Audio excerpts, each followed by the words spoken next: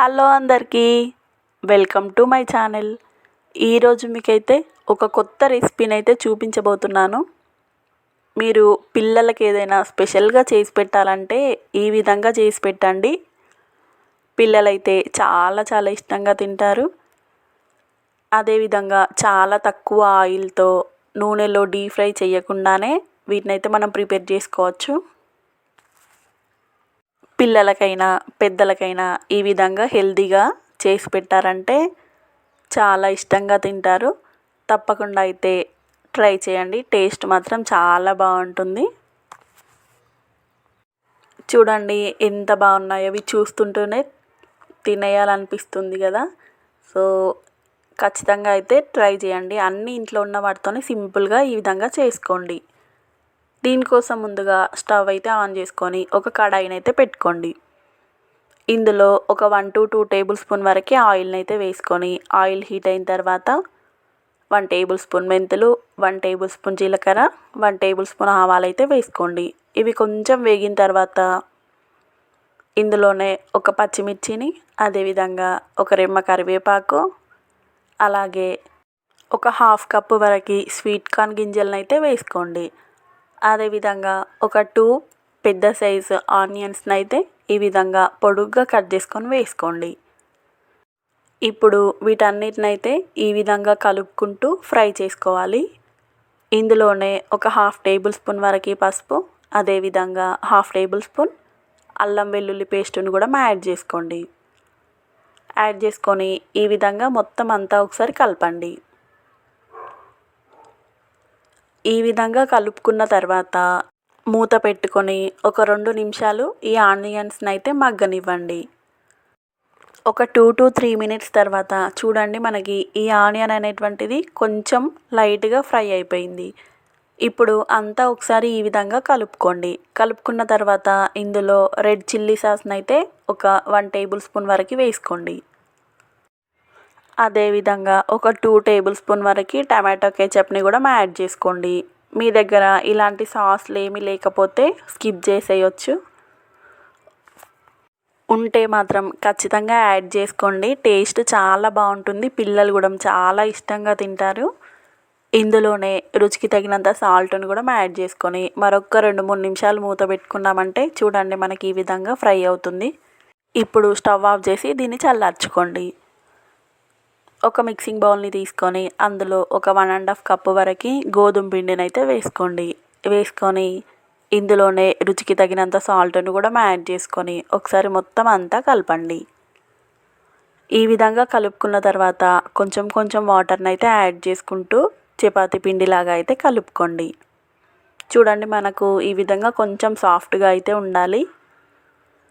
ఇప్పుడు ఈ విధంగా రోల్ చేసుకోండి. మొత్తం అంతా ఈ విధంగా రోల్ చేసుకున్న తర్వాత అన్నీ ఒక 1 ఇంచు ఉండేలాగా అయితే చూసుకొని కట్ చేసుకోండి. చూడండి, ఈ విధంగా వీడియోలో చూపిస్తున్నట్టయితే కట్ చేసుకోండి. ఇంతవరకు మన ఛానల్ని ఎవరైనా సబ్స్క్రైబ్ చేసుకొని వాళ్ళు ఉంటే సబ్స్క్రైబ్ చేసుకోండి. అదేవిధంగా వీడియో కనుక నచ్చితే లైక్ చేయండి, షేర్ చేయండి, కామెంట్ చేయండి. ఈ విధంగా కట్ చేసుకున్న తర్వాత వీటినైతే ఈ విధంగా చేసుకోండి. చపాతీ ముద్దల్లాగా అయితే చేసుకొని కొంచెం పొడిపిండిని అయితే చల్లుకుంటూ ఇలా చేసుకోండి. మరీ చపాతీ అంత పెద్దగా కాకుండా కొంచెం పూరీ సైజులో అయితే చేసుకోండి. చేసుకున్న తర్వాత చూడండి, మనం ఇందాక ప్రిపేర్ చేసుకున్న ఈ స్టఫింగ్ని అయితే ఇందులో పెట్టుకొని ఈ కార్నర్స్ని అయితే ఈ విధంగా దగ్గరికి అనుకుంటూ వీడియోలో చూపించిన విధంగా చేయండి. ఇప్పుడు ఈ ఎక్స్ట్రా పిండిని మొత్తం తీసేయండి. తీసేసి దీన్నే మంచిగా ప్రెస్ చేసి ఈ విధంగా అనుకోండి. మరీ దీన్ని బాగా ప్రెస్ చేయకుండా మామూలుగా అయితే ఈ విధంగా పైన పైన అనండి. సేమ్ అన్నిటినీ ఇదే ప్రాసెస్లో అయితే చేసుకోండి. చూడండి, మనకి ఈ విధంగా స్టఫింగ్ అనేది బయటకు రాకుండా మంచిగా ఉండాలన్నమాట. ఇప్పుడు ఇలాంటి హోల్స్ గిన్నె అయితే ఉంటుంది కదా, అందులో మనం ప్రిపేర్ చేసుకున్న వాటిని అయితే ఈ విధంగా పెట్టుకోండి అన్నిటినీ. యాక్చువల్గా ఇది కొంచెం అయితే చిన్నగా ఉంది, కానీ నేను చేసుకున్న అయితే అన్నిటికీ సరిపోయింది.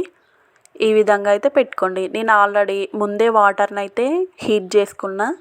చూడండి, ఈ విధంగా మరగాలన్నమాట. ఒక 2 to 3 మినిట్స్ ముందే ఈ విధంగా పెట్టుకోండి. ఇప్పుడు మరుగుతున్న వాటర్ పైన ఈ విధంగా పెట్టండి. ఈ హోల్స్ గిన్నెని దానిపైన ఈ విధంగా పెట్టుకొని దీని మీద నుండి మూతనైతే పెట్టండి. పెట్టుకొని స్టవ్ని మీడియం ఫ్లేమ్లో ఉంచి ఒక 5 to 10 మినిట్స్ అయితే వీటిని మంచిగా కుక్ అవ్వనివ్వండి. ఒక 5 to 10 మినిట్స్ అయితే ఈ విధంగా ఉంచుకుంటే సరిపోతుంది. ఇప్పుడు వీటిని అయితే తీయండి. తీసి చూడండి, మనకి ఈ విధంగా పిండి మొత్తం కుక్ అయిపోయింది. మీరు ఈ హోల్స్ బౌల్కి ఆయిల్ని కూడా అప్లై చేయాల్సిన అవసరం లేదు. చూడండి ఎంత చక్కగా మంచిగా వస్తాయి తీయడానికి కూడా అంటుకోకుండా. ఇప్పుడు స్టవ్ అయితే ఆన్ చేసుకోండి. ఆన్ చేసుకొని ఒక కడాయిని అయితే పెట్టుకొని ఇందులో ఒక 1 టేబుల్ స్పూన్ వరకు ఆయిల్ని అయితే వేసుకోండి. ఆయిల్ హీట్ అయిన తర్వాత ఇందులో 1 టేబుల్ స్పూన్ జీలకర్ర, 1 టేబుల్ స్పూన్ ఆవాలు అయితే వేసుకోండి. వేసుకొని ఇందాక మనం ప్రిపేర్ చేసుకున్న వాటిని అయితే ఇందులో వేసుకోండి.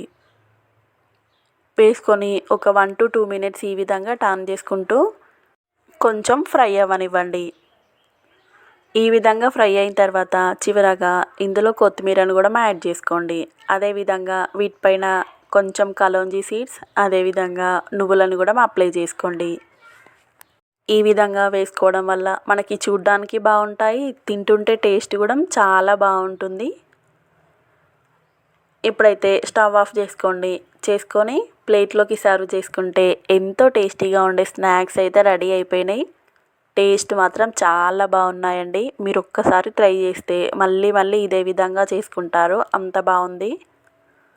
చూసారు కదా, చాలా తక్కువ ఆయిల్తో డీప్ ఫ్రై చేయకుండానే మనమైతే ఈ స్నాక్స్ని ప్రిపేర్ చేసుకున్నాము.